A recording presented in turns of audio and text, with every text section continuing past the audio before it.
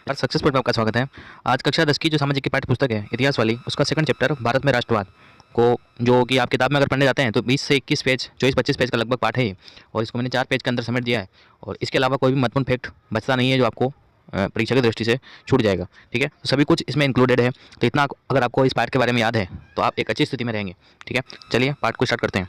पाठ का नाम है भारत में राष्ट्रवाद, यानी कि भारत में देश प्रेम की भावना। राष्ट्रवाद का मतलब होता है देश प्रेम की भावना राष्ट्र के प्रति। तो धीरे धीरे कैसे पैदा हुई, लोग कैसे समझे कि स्वतंत्रता क्या चीज़ होती है ना। तो शुरुआत कहाँ से हो रही है पाठ की, टॉपिक डला हुआ है पाठ के अंदर। पहला विश्व युद्ध, यानी कि जब अंग्रेजों का हमारे यहाँ शासन था उस समय पहला विश्व युद्ध चल रहा था, जिसमें जो है इंग्लैंड ने भी भाग लिया था। ठीक है, 1913 से 18 के बीच में कीमतें दोगुना हो गई थी, क्योंकि जब युद्ध चल रहा होता है तब चीज़ें महंगी हो जाती है, दोगुनी हो गई थी। और उसकी पूर्ति करने के लिए अंग्रेजों ने कर में वृद्धि कर दी थी, टैक्स बढ़ा दिया था भारतीयों के ऊपर। गांव के लोगों को जबरन पकड़ के कहाँ भर्ती किया गया, सेनाओं में भर्ती किया गया। क्योंकि अंग्रेज क्या करते थे, यहाँ से लोगों को सेना में भर्ती करते और उनको कहाँ पर लड़ने के लिए भेज देते थे, जहाँ पर विश्व युद्ध चल रहा था। तो यहाँ के लोगों की मृत्यु भी उसमें काफ़ी हो रही थी, इसलिए गांव के लोग नाराज हो गए थे। फसल खराब हो गई थी, इसलिए खाने की कमी भी हो गई थी। तो सभी संकट एक साथ ही आ गए हैं कुल मिला के। फ्लू महामारी फैल गई। तो फ्लू नामक जो महामारी है, जैसे कोरोना वायरस फैला था वर्तमान में, तो फ्लू महामारी फैल गई, जिससे क्या हुआ, 1921 की जनगणना के अनुसार 120 से 130 लाख लोग जो है मारे गए। ठीक है, तो इतनी सारी संख्या में लोग मारे गए। तो अभी तक जनसंख्या जो सबसे कम देखने को मिलती है सन 1921 में ही देखने को मिलती है, क्योंकि इतने लाख लोग फ्लू की महामारी से मर गए थे। गांधी जी का आगमन हुआ कब हुआ, 1915 में गांधी जी दक्षिण अफ्रीका से कहाँ लौटे, भारत लौटे। अब आते ही क्या करेंगे, ये आंदोलन करेंगे। गांधी जी ने आंदोलन करने का एक नया तरीका बताया और उन्होंने एक नया नाम दिया। क्या नाम दिया, सत्याग्रह। क्या नाम दिया उन्होंने, सत्याग्रह। इसका अर्थ होता है कि अगर आपका उद्देश्य सच्चा है, यदि आपका संघर्ष अन्याय के खिलाफ है, तो उत्पीड़क से मुकाबला करने के लिए, उत्पीड़क का मतलब जो आपको परेशान कर रहा है, उससे मुकाबला करने के लिए आपको किसी शारीरिक बल की आवश्यकता नहीं है। अहिंसा के सहारे भी आप अपने संघर्ष में सफल हो सकते हैं। और इसके बाद में 1917 में चंपारण बिहार में दमनकारी बागान व्यवस्था के खिलाफ उन्होंने पहला जो है वो आंदोलन किया और किसानों को संघर्ष के लिए प्रेरित किया। तो गांधी जी का ये पहला आंदोलन था देश में आने के बाद, चंपारण बिहार में। इसके बाद 1917 में ही खेड़ा गुजरात में किसानों की मदद की और 1918 में अहमदाबाद में सूती कपड़ा कारखाने के मजदूर को सपोर्ट किया, क्योंकि यहाँ का जो मिल मालिक है वो मजदूरों की जो सैलरी वगैरह है वो बढ़ा नहीं रहा था। ठीक है, कम पगार में उनसे काम करवा रहा था, इसलिए गांधी जी ने उनको सपोर्ट किया। नेक्स्ट है रोलेट एक्ट। अब ये कब आया, 1919 में। ठीक है, हुआ क्या था, उद्देश्य क्या था इसका आने का, राजनीतिक गतिविधियों को कुचलना। इसके तहत राजनीतिक कैदियों को 2 साल के लिए बिना मुकदमा चलाए जेल में बंद करने का प्रावधान कर दिया गया। मतलब किसी के ऊपर भी अगर अंग्रेजों को शक है यह क्रांतिकारी गतिविधियों में भाग ले रहा है या लोगों को भड़का रहा है, तो उसको शक के आधार पर, केवल शक के आधार पर 2 साल के लिए पकड़ करके जेल में डाल दिया जाता था। और न वो वकील कर सकता था, न वो कोर्ट में जाकर के शरण ले सकता था, मतलब छूटना भी उसका पॉसिबल नहीं था। तो इसलिए ऐसा हुआ, इसका व्यापक विरोध हुआ, हड़तालें हुई। 10 अप्रैल को अमृतसर पुलिस ने शांतिपूर्ण जुलूस पर गोली चला दी और पूरे जो राज्य में मार्शल लॉ लागू कर दिया गया। अब मार्शल लॉ का मतलब है कहीं पर भी 2 व्यक्ति इकट्ठा नहीं हो सकते। जिस प्रकार से धारा 144 लगती है, तो धारा 144 में तो कितने आदमी होते हैं, 5 आदमी एक जगह इकट्ठा नहीं हो सकते हैं, परंतु मार्शल लॉ में 2 आदमी भी एक जगह इकट्ठा नहीं हो सकते। अब 2 आदमी एक जगह इकट्ठा नहीं होंगे, इसका मतलब आपस में बातचीत करेंगे नहीं, मामला शांत हो जाएगा। ठीक है, और कमान किसने संभाल ली, जनरल डायर ने कमान संभाल ली। ठीक है, अब हुआ जलियांवाला बाग हत्याकांड। तो जलियांवाला बाग एक नाम है, अमृतसर में बाग का नाम है। तो हुआ क्या था, 13 अप्रैल 1919 को वैसाखी मेले का दिन था। सरदारों का बहुत बड़ा मेला लगता है यहाँ पर, और कुछ लोग तो मेले में आए थे तथा कुछ लोग जो है दमनकारी नीतियों के विरोध में जलियांवाला बाग मैदान में आए थे। ठीक है, और मैदान की स्थिति क्या थी कि मैदान जो है वो चारों तरफ से सकरा था और बंद था। ठीक है, जो निकलने की जगह थी उसे भी जो है जनरल डायर ने बंद करवा दिया था। उसके बाद उसने अंधाधुंध गोलियां चलवा दी, जिसमें सैकड़ों लोग मारे गए। पूरे उत्तरी भारत में हिंसक विरोध हुआ। फलस्वरूप गांधी जी ने आंदोलन वापस ले लिया, क्योंकि जहाँ भी हिंसा होती है गांधी जी तुरंत आंदोलन वापस खींच लेते हैं। ठीक है, नेक्स्ट है खिलाफत आंदोलन। पहले बात तो कब हुआ, 1919-20 में हुआ। अब खिलाफत आंदोलन क्या था, पहले विश्व युद्ध में ओटोमन तुर्की की हार हो चुकी थी। हमने पहले डिस्कस किया था कि विश्व युद्ध चल रहा था। अब उस विश्व युद्ध में कौन हार गया, तुर्की। जीता कौन, इंग्लैंड जो है वो जीत गया। अब वहाँ के तुर्की एक मुस्लिम देश है, तो वहाँ के मुस्लिमों ने सोचा कि हमारे जो धर्मगुरु हैं, जिसका नाम क्या था, जिसका पद था खलीफा। ठीक है, तो वहाँ की अफवाह फैली कि इस्लामी विश्व के आध्यात्मिक नेता खलीफा पर बहुत सख्त शांति संधियाँ थोपी जाएंगी, मतलब उनको अब अंग्रेजों के नीचे दब करके रहना पड़ेगा, है ना। तो इसके लिए अब यहाँ भी जो मुस्लिम थे वो भी अंग्रेजों से नाराज हो गए, क्योंकि यहाँ भी किसका शासन था, अंग्रेजों का। तो इसलिए क्या हुआ फिर, मोहम्मद अली और शौकत अली, जिनको अली बंधु के नाम से जानते हैं, इनके नेतृत्व में सन 1919 में मुंबई में खिलाफत समिति का गठन किया गया। अली बंधुओं ने गांधी जी से सहयोग प्राप्त करने के लिए चर्चाएं शुरू कर दी, क्योंकि गांधी जी उस समय मेन लीडर के रूप में प्रख्यात हो चुके थे। इसलिए अली बंधु ने सोचा कि यदि गांधी जी हमारा साथ देंगे तो जरूर ही कुछ ना कुछ इसमें हल निकलेगा। गांधी जी ने क्या कहा, गांधी जी ने हिंदू मुस्लिम एकता का इसे शुभ अवसर माना। गांधी ने सोचा कि देश आज़ाद कराने में यदि मुस्लिम भी हमारा साथ देंगे तो देश जल्दी ही आज़ाद हो जाएगा। इसलिए उन्होंने सोचा कि यदि हम मुसलमानों की सहायता करेंगे तो ये भी हम हमारी जो है देश आज़ाद कराने में सहायता करेंगे। तो उन्होंने हिंदू मुस्लिम एकता का इसको एक तरीके से शुभ अवसर मान करके उनकी 1920 में कांग्रेस के कोलकाता अधिवेशन में खिलाफत आंदोलन को समर्थन देने का प्रस्ताव पारित हो गया। मतलब जो मीटिंग करते थे कांग्रेस के लोग, क्योंकि उस समय एक ही पार्टी थी केवल, तो कांग्रेस के कोलकाता अधिवेशन में प्रस्ताव पारित कर दिया गया कि भाई सभी मिलकर के अब किसका साथ देंगे, मुसलमानों का साथ देंगे। इसके बाद नेक्स्ट आंदोलन की बात करते हैं। असहयोग आंदोलन हुआ कब था, 1921 में हुआ था। और इसके बाद में हिंद स्वराज पुस्तक की बात करते हैं।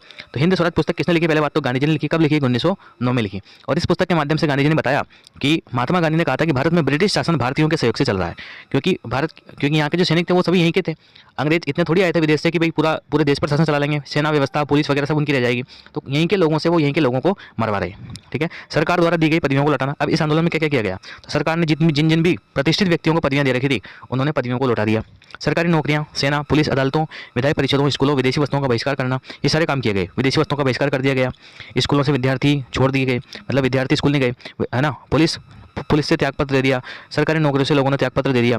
1920 के कांग्रेस नागपुर अधिवेशन में असहयोग आंदोलन का प्रस्ताव पास हो गया कि भाई अब कौन सा आंदोलन करना है, असहयोग आंदोलन करना है। तो असहयोग आंदोलन का जो प्रस्ताव है कौन से अधिवेशन से प्राप्त हुआ था, नागपुर अधिवेशन से पास हुआ था। ठीक है, 1920 में। वकीलों ने मुकदमे लड़ना बंद कर दिया। शराब की दुकानों की पिकेटिंग की गई। पिकेटिंग का मतलब होता है घेराव किया गया, यानी कि शराबी जो है वो नहीं मानते हैं, वो देश को साइड में रख करके शराब पीने पहुंच जाएंगे। इसलिए शराब की दुकानों की घेराव किया गया ताकि कोई शराब पीने वहाँ न पहुंचे। और उनकी जो शराब है वो बिके नहीं, और नहीं बिकेगी तो उसको राजस्व या टैक्स वगैरह जो है सरकार को नहीं मिलेगा। इससे उसकी स्थिति क्या हो जाएगी, धीरे धीरे कमजोर हो जाएगी। विदेशी कपड़ों की होलियाँ जलाई गई, अर्थात विदेशी कपड़ों का बहिष्कार किया गया और खादी को अपनाया गया। ठीक है, अब इसके बाद में देखो अलग अलग प्रकार के व्यक्तियों ने अलग अलग कारण से साथ दिया, क्योंकि जब कोई व्यक्ति क्यों साथ देगा, यदि उसका मतलब निकल रहा होगा तब वो साथ देगा। अब देखो अवध में सन्यासी बाबा रामचंद्र, जो किस नाम से जाने जाते थे, गिरमिटिया मजदूर। अब इनको गिरमिटिया मजदूर क्यों कहा गया, गिरमिटिया मजदूर वे मजदूर होते थे जिनको यहाँ से भारत देश से अनुबंध के आधार पर पकड़ करके कहाँ ले जाते थे, विदेशों में काम करवाने के लिए ले जाया करते थे। उनको कहते थे गिरमिटिया मजदूर। तो भारत के प्रथम गिरमिटिया मजदूर थे बाबा रामचंद्र। ठीक है, अब इन्होंने किसानों का नेतृत्व करते हुए लगान माफ करवाने के उद्देश्य से आंदोलन में साथ दिया। भाई गांधी जी ने कहा कि भाई आपका जो है लगान का जो समस्या है वो समाप्त हो जाएगी अगर आप हमारा साथ देंगे, तो इसलिए इन्होंने साथ दिया। 1859 के इनलैंड इमिग्रेशन एक्ट के तहत परेशान बागान मजदूरों ने बागान छोड़ दिए।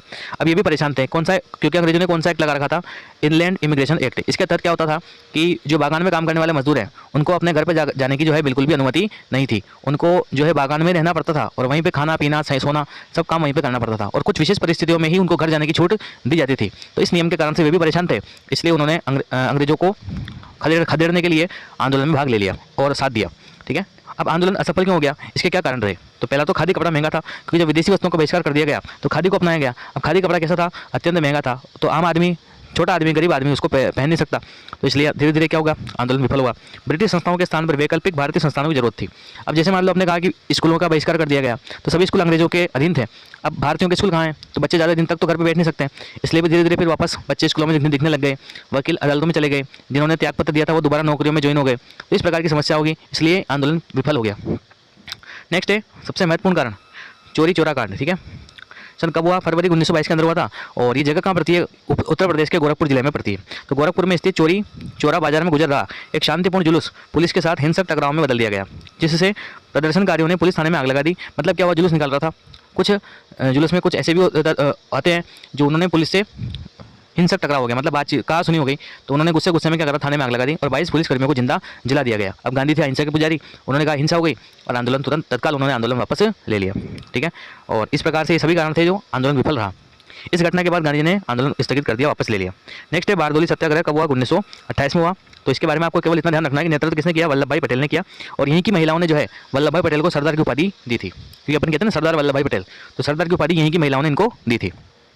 और किसके लिए हुआ था, भू राजस्व बढ़ाने के खिलाफ हुआ था, यानी कि अंग्रेजों ने टैक्स लगा दिया था खेती के ऊपर, और यहीं की महिलाओं ने उपाधि दी थी, मैं बोल चुका हूँ। नेक्स्ट है साइमन कमीशन। अब ये कब आया, 1928 में आया। ठीक है, अब ये क्या था, तो इसका उद्देश्य क्या था, भारतीय संवैधानिक व्यवस्था की कार्यशैली का अध्ययन करना और सुझाव देना। मतलब यहाँ क्या काम हो रहा है, तो इसका अध्ययन करने के लिए और सुझाव देने के लिए। ठीक है, अब हमारे घर की बात होगी और हमें नहीं पूछा जाएगा, कोई दूसरा आदमी आकर हमें सलाह देगा तो हम उसको नहीं मानेंगे, इसलिए इसका विरोध हुआ। विरोध क्यों हुआ, क्योंकि एक भी सदस्य क्या नहीं था, भारतीय नहीं था, सभी सदस्य क्या थे, अंग्रेज थे, इसलिए इसका व्यापक विरोध हुआ। तो एक भी भारतीय नहीं था। नेतृत्व किसने किया था, सर जॉन साइमन ने, इनके नाम पर कमीशन का नाम रखा गया था। और कुल सदस्य कितने थे, इसमें 7 सदस्य थे। 1928 में जब साइमन कमीशन भारत पहुंचा तो उसका स्वागत साइमन कमीशन गो बैक के नारों से किया गया, यानी कि साइमन कमीशन वापस जाओ, साइमन कमीशन वापस जाओ, इस प्रकार के नारे जो है उनके आने के ऊपर लगाए गए। इससे वो नाराज हो गए और पुलिसकर्मियों ने क्या करा, शांतिपूर्ण प्रदर्शन के दौरान ब्रिटिश पुलिस ने लाला लाजपत राय को लाठियों से पीटा। अब आगे आगे कौन खड़े हुए थे, लाला लाजपत राय खड़े हुए थे। इनको लाठियों से इतना पीटा गया कि इनकी लाठियों के डंडों से प्रहार से इनकी मृत्यु ही हो गई। ठीक है, इस प्रकार से। नेक्स्ट है लाहौर अधिवेशन 1929। अब ये लाहौर अधिवेशन क्यों महत्वपूर्ण है, क्योंकि इसका नेतृत्व किसने किया था, जवाहरलाल नेहरू ने किया था। और क्यों, इसमें पूर्ण स्वराज की मांग को मान लिया गया था। और 26 जनवरी 1930 को स्वतंत्रता दिवस के रूप में मनाने का फैसला भी यहीं पर लिया गया था। इसलिए इसी कारण से जब हमारा देश का संविधान है 26 नवंबर सन 1949 को बन करके तैयार हो गया था, परंतु लागू कब किया गया? 26 जनवरी 1950 को। तो इसी दिन को यादगार बनाने के लिए थोड़ा इंतजार किया गया और देश का जो संविधान है वो 26 नवंबर को लागू न करके 26 जनवरी सन 1950 को लागू किया गया, इसलिए महत्वपूर्ण हो जाता है। नेक्स्ट है सविनय अवज्ञा आंदोलन, एक ये नमक यात्रा और इसको दांडी मार्च भी कहते हैं। चालू कब हुआ? 31 जनवरी 1930 को गांधी जी ने वायसराय, उस समय वायसराय कौन था? जो कि अंग्रेजों का सबसे बड़ा पद हुआ करता था, वायसराय, उस समय था इरविन। इसको 11 सूत्री मांग पत्र लिखा, मतलब एक कागज में 11 मांगे लिख करके इसको भेजी कि भाई अगर हमारी 11 मांगे नहीं मानी गई तो हम व्यापक आंदोलन करेंगे पूरे देश के अंदर, ठीक है। और इसमें एक मांग जो कही की थी नमक पर कर खत्म करना, क्योंकि उस समय जो नमक है और नमक का एक अधिकार केवल अंग्रेज सरकार के पास में ही था। अंग्रेज सरकार ही नमक बना सकती थी, सामान्य व्यक्ति नमक बना नहीं सकता था। मतलब नमक के ऊपर भी उन्होंने टैक्स लगा रखा था, जो कि एक अमीर और गरीब सभी की थाली में जरूरी है नमक, उसके ऊपर भी उन्होंने टैक्स लगा रखा था, ठीक है। अब इसके बाद में क्या हुआ? तो खत्म करना तथा सरकारी इजारेदारी को समाप्त करना, यानी कि सरकार की परमिशन लेकर के बनाना पड़ता था नमक, अगर कोई बनाना चाहे तो, और सरकार परमिशन देती नहीं थी, ठीक है। तो ये सारी समस्याएं थी। तो एक मांग ये भी थी, 11 और धमकी दे दी गई, 11 मार्च तक अगर मांगे नहीं मानी गई तो सविनय अवज्ञा आंदोलन प्रारंभ करने की चेतावनी दे दी गई। इरविन ने मांगे नहीं मानी, क्योंकि नहीं मानने वाला था वो, उसने मांगे मानी नहीं। अब क्या हुआ? फिर दांडी यात्रा प्रारंभ हो गई। गांधी जी जो है अपने 78 साथियों के साथ में निकल पड़े दांडी के लिए, दांडी, ठीक है। यात्रा साबरमती आश्रम से प्रारंभ हुई, 240 किलोमीटर तक पैदल चले और दांडी नामक स्थान पर पहुंचकर यात्रा खत्म हो गई। रास्ते में लोगों को भाषण देते गए, लोगों को समझाते गए, देश प्रेम के प्रति जागरूक करते गए और धीरे धीरे लोगों को अपने साथ में जोड़ते चले गए। रास्ते में गांधी जी लोगों को संबोधित करते हुए उनको जोड़ते हुए गए। 6 अप्रैल को दांडी पहुंचकर नमक कानून तोड़ दिया। तो 6 अप्रैल को पहुंचकर नमक बना दिया उन्होंने और नमक कानून को तोड़ दिया। आप पूरे देश में नमक कानून तोड़ा गया, व्यापक विरोध हुआ, भाई लोगों ने भी गांधी जी को देख करके नमक बनाना प्रारंभ कर दिया। तो महीने भर में गांधी जी को गिरफ्तार कर लिया गया और औरतों बच्चों को पीटा गया। गांधी जी के एक सहयोगी थे खान अब्दुल गफ्फार खान, इनको भी सबसे पहले गिरफ्तार किया गया था। उसके बाद गांधी जी का नंबर आया, इनको भी गिरफ्तार कर लिया और गांधी जी ने आंदोलन वापस ले लिया। 5 मार्च 1931 को गांधी इरविन समझौता हुआ, जिसमें गांधी जी दूसरे गोलमेज सम्मेलन में, देखो पहला गोलमेज सम्मेलन हुआ 1930 में, दूसरा गोलमेज सम्मेलन 1931 में और तीसरा गोलमेज सम्मेलन हुआ 1932 में। तो 1931 में जो सम्मेलन हुआ उसमें गांधी जी भाग लेने के लिए कहाँ गए थे? अब लंदन गए थे। गोलमेज सम्मेलन का मतलब होता है कि राउंड चेयर लगी होती है, इसमें सभी आदमी बैठे रहते हैं, इसको बोलते हैं गोलमेज सम्मेलन, जो कि कहाँ हुआ था? इंग्लैंड में, लंदन में हुआ था। अब गांधी जी को वहाँ से निराश लौटना पड़ा, क्योंकि कुछ भी नहीं हुआ। 1929 में भगत सिंह और बटुकेश्वर दत्त ने लेजिस्लेटिव असेंबली में बम फेंका। अब ये कहाँ थी? दिल्ली में, ठीक है, जहाँ सारे अंग्रेज बैठते थे, सब चोर बैठते थे, तो वहाँ पर इन्होंने बम फेंक दिया और उस ट्रेन को भी उड़ाने का प्रयास किया गया, जिसमें कौन यात्रा कर रहा था? इरविन, क्योंकि इरविन ने मांगी नहीं मानी थी, तो इनका गुस्सा था और ये थे गरम दल के नेता, अतिरिक्त क्रोधित होने वाले, तो इन्होंने उस ट्रेन को भी बम से उड़ाने का प्रयास किया जिसमें इरविन यात्रा कर रहा था और मात्र 23 वर्ष की आयु में इनको फांसी दे दी गई। तो इस पूरी किताब में भगत सिंह के बारे में इतना सा लिखा हुआ है, बड़ी दुख की बात है। उसे उस समय कोर्ट में भगत सिंह ने कहा था, ठीक है, जब जज साहब ने पूछा कि आपने ऐसा क्यों किया, तो भगत सिंह का क्या जवाब था? क्रांति की इस पूजा वेदी पर हम अपना यौवन नैवेद्य के रूप में लाए हैं। यानी कि नैवेद्य किसे कहते हैं? जब हवन करते हैं तो उसमें कुछ ना कुछ घी या जो भी जलने के लिए जो सामान डालते हैं उसको बोलते हैं नैवेद्य, ठीक है। तो हम अपनी जवानी, हम अपने यौवन को किसके रूप में? नैवेद्य के रूप में निछावर कर देंगे इस देश के ऊपर, ठीक है। तो ये उन्होंने कहा था, उसके अंतिम जो लाइनें थी भगत सिंह जी की ये थी। भारतीय वाणिज्य उद्योग परिसंघ फिक्की का गठन कब हुआ? 1927 में। ये भी फैक्ट आपको ध्यान रखना है। गांधी जी ने जो अछूतों को क्या कहा था? हरिजन। तो हरिजन जो नाम दिया वो गांधी जी ने ही दिया था। डॉक्टर अंबेडकर ने 1930 में दलित वर्ग एसोसिएशन की स्थापना की थी। जब भी दलितों का नाम आएगा अंबेडकर जी का नाम सबसे पहले आने वाला है। पुनः पैक्ट कब हुआ? 1932 में। अब क्या था? किसके किसके बीच में हुआ? गांधी और अंबेडकर के बीच में एक प्रकार से एक समझौता था। हुआ क्या था? अंबेडकर जी जो है दलितों के लिए अलग से निर्वाचन क्षेत्र चाहते थे, परंतु गांधी जी का मानना था कि इससे समाज में एकीकरण की प्रक्रिया धीमी पड़ जाएगी। ऐसे अलग अलग थलग हो जाएंगे तो सब समाज बढ़ जाएगा।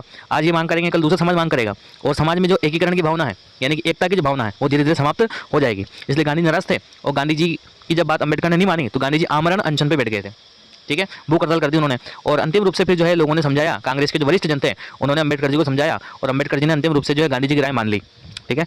और विवाद हुआ, अंतिम रूप से गांधी जी ने गांधी की राय मान ली और सितंबर 1932 में पूना पैक्ट पर हस्ताक्षर कर दिए। तो ये था पूना पैक्ट। इसके बाद में नेक्स्ट आपको ये फैक्ट ध्यान रखना है, भारत माता की छवि को जो है किसने चित्रित किया था? क्योंकि जब राष्ट्रवाद की जब बात करेंगे तो कोई ना कोई छवि अपने दिमाग में जरूर होनी चाहिए कि भारत माता कैसी होगी, कैसी दिखती होगी। इसलिए उस छवि को किसने चित्रित किया? अवनींद्रनाथ टैगोर ने सन 1905 में। अब नेक्स्ट आंदोलन है इस पार्ट का, भारत छोड़ो आंदोलन 1942। इसके बाद देश आज़ाद हो गया था, ठीक है। तो क्रिप्स मिशन की असफलता के बाद प्रारंभ हुआ और ये ध्यान रखना आपको, खाली इसके बारे में ज़्यादा किताब में दिया नहीं हुआ है। सत्ता की भारतीयों को तत्काल हस्तांतरण एवं भारत छोड़ने की मांग की गई। गांधी जी ने करो या मरो का नारा भी इस आंदोलन में दिया था कि करो या मरो। लोगों ने हड़तालें, राष्ट्रीय गीत, नारों के माध्यम से प्रदर्शन किए। इसके अलावा जो हमने असहयोग आंदोलन में लिखा था, क्या लिखा था कि भाई विद्यार्थियों ने स्कूल त्याग कर दिया, पदवियाँ लौटा दी गई, नौकरियाँ छोड़ दी गई, वकीलों ने कोर्ट में जाने से मना कर दिया, तो ये सारी बातें भी आप इसमें लिख सकते हैं। तो ये भी सब इसमें हुआ था, ठीक है। इसमें छात्र, मजदूर, किसान सभी ने भाग लिया था, महिलाओं ने, लड़कों, बच्चों सबने भाग लिया था, इसलिए देश जो है आज़ाद हो गया। तो इस प्रकार से ये जितने भी आंदोलन थे इस पार्ट के अंदर, वो हमने केवल 4 पेज के माध्यम से बहुत ही शॉर्ट तरीके से डिस्कस किया। आशा करता हूँ वीडियो आपको पसंद आएगा। मिलते हैं नेक्स्ट में, धन्यवाद।